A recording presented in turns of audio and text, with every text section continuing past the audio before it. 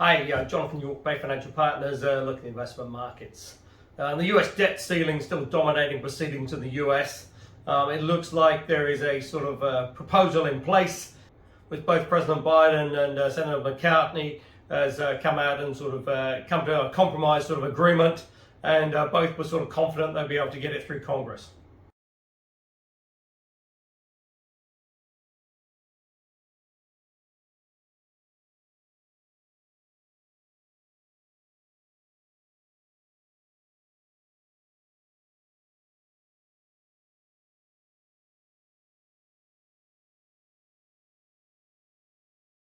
Now that comes on the back of Fitch placing the US on a negative credit watch because of the wranglings over the debt ceiling.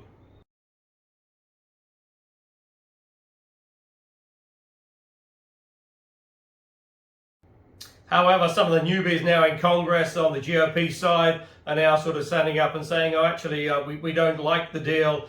We think it's too sort of compromising, and we're going to vote against it.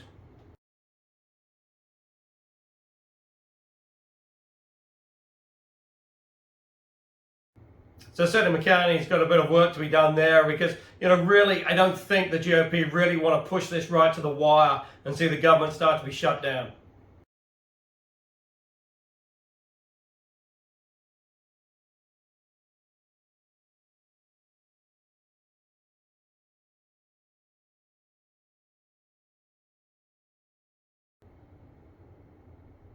Because the implications, not just for the US economy, but for the global economy, are really pretty immense.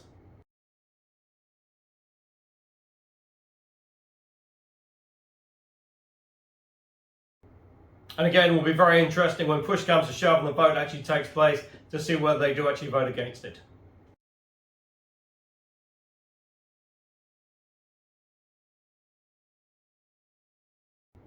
On the inflation side, latest data coming out, the PCE was still below that 5%, 4.7 on an annualized basis.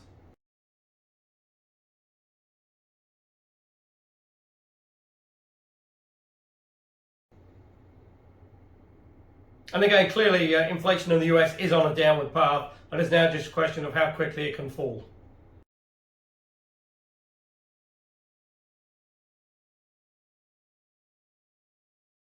Now on the back of the debt ceiling, the 10 years come back now to 369. 2 years still hovering around 447, but again, that's sort of well off recent highs. But again, it's sort of well off the recent lows as well. Certainly the 2 year was trading below 4%.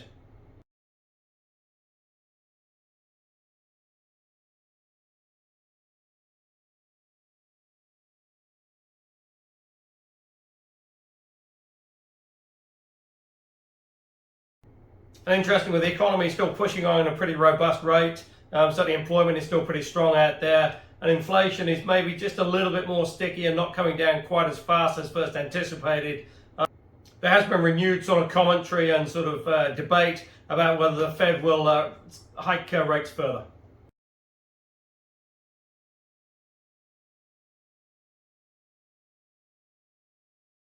Quite a major development in Japan this week with the Nikkei reaching a 33-year high. These levels haven't been seen since July 1990.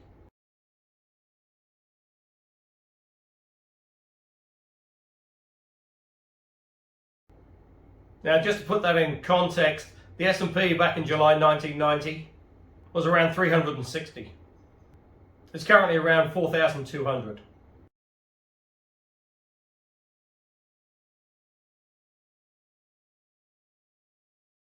Obviously, the war in Ukraine is still sort of bubbling away there, and potentially Russia is becoming increasingly desperate as they're now launching daytime attacks on Kiev.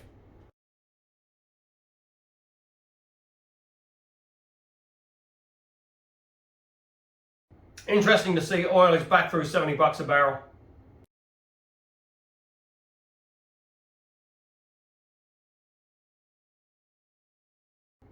Now in the UK consumer is still pretty resilient out there. Latest data for retail sales was plus 0.5 when the actual expected data was expected to be flat to a minus number.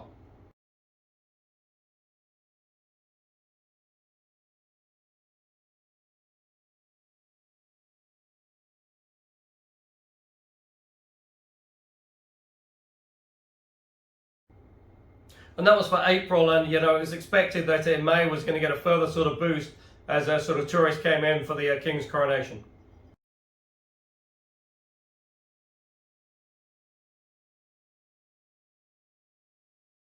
Now in Europe, we've got a snap election in Spain.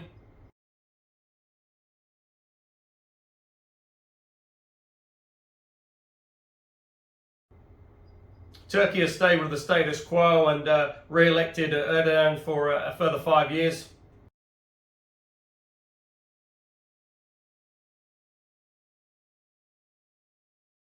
But planning now is already taking place for the sort of winter energy coming through, because certainly the energy crisis that was predicted for last winter didn't really materialize.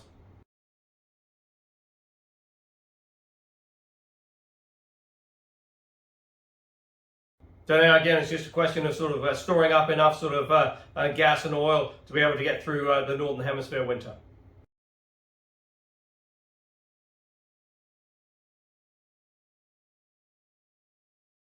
In Australia, all signs are that the housing sort of market has now sort of bottomed, and indeed is starting to increase now in certain areas.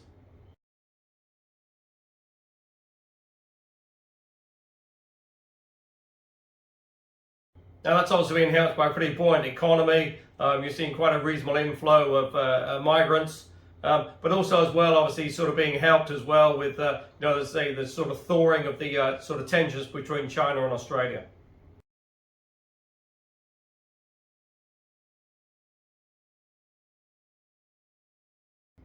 And indeed, trade is now starting to ramp up quite dramatically.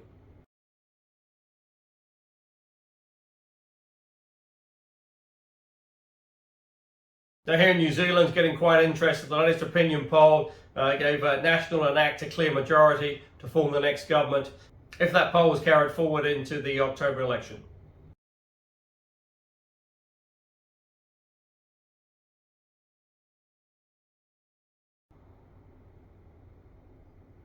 So certainly the government's under quite a bit of pressure, say, in the polls there, and coming out with a few sort of election policies now. One of which has been the retirement age, sort of keeping that at 65, despite most economists and analysts now predicting that that is going to have to increase, because the burden on the New Zealand economy, not just in terms of superannuation, but also on the health service as well, would just be unsustainable.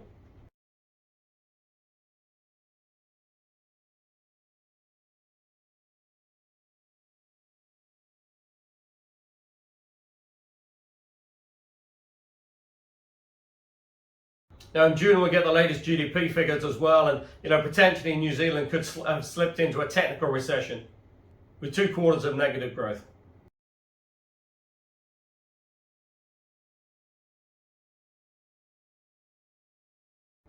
Now that may seem strange because again, you've still got a pretty robust sort of employment market and jobs market out there, record low unemployment.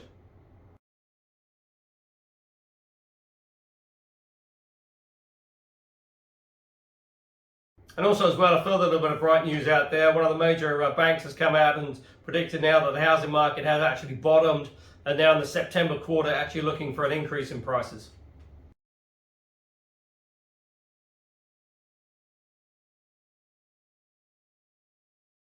And again, that's going to be mainly driven by the net migration figures coming through. That is currently running at around plus 60,000 for the year.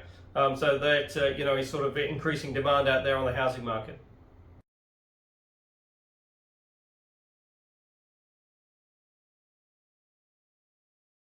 Also as well, coming up to obviously moving day for the sort of dairy sector. And it's just going to be interesting because the payout is going to be just north of $8. But again, many are just saying that that's just enough to sort of cover costs, given the cost of inflation over the last sort of 12 months.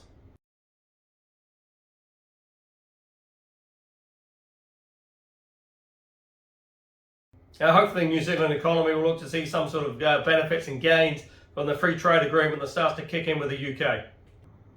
And probably the initial benefactor will be the wine industry, that potentially will save around 25 to 30 million bucks on tariffs.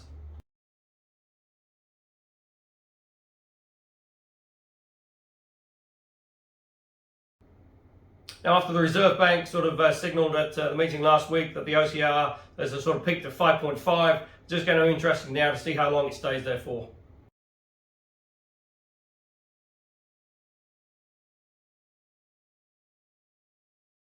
Now, as with Australia and New Zealand, we'll be hoping that increased sort of trade with China will start to pick up over the next sort of 3 to 6 months.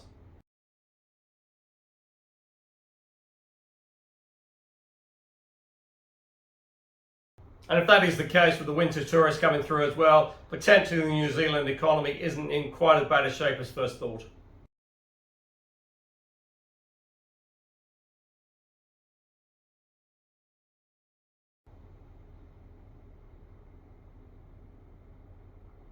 Now, if you are looking for income options, go to the website www.bayfinancialpartners.co.nz for lots of interesting articles, and we look forward to speaking to you soon.